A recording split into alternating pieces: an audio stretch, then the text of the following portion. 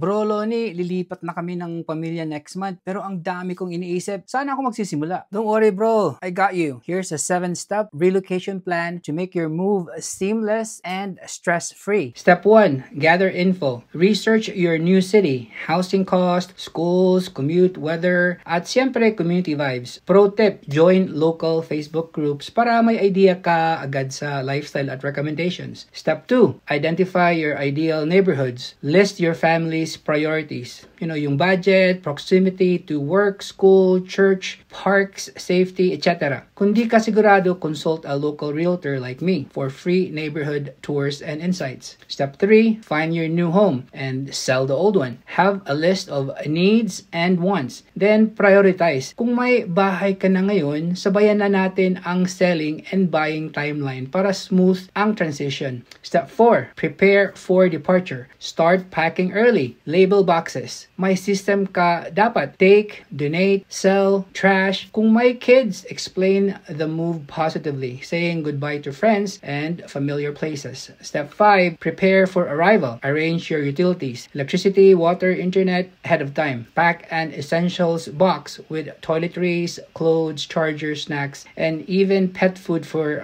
day 1. Bonus tip, if you're remodeling, do it before moving in kung pwede. Step 6, get settled. Unpack with a system. Simulan sa kids' rooms and daily essentials. Let pets adjust sa bagong space. List down what needs repairs or upgrades. Step 7, get involved in the community. Explore. Go for walks, check the parks, support local shops, and meet your neighbors. Join a class, ang church group or volunteer para mas madali kang makahanap ng new friends. Ang organized. Dati akala ko relocation equals chaos. Pero ngayon, excited na kami. That's the goal, bro. Kaya kung gusto mo ng stress-free move, let's talk. I've helped many families do it right. Magre-relocate ba kayo to or from Vegas? Message Merloni Pedrosa today for VIP relocation help from neighborhood match to movers to home search.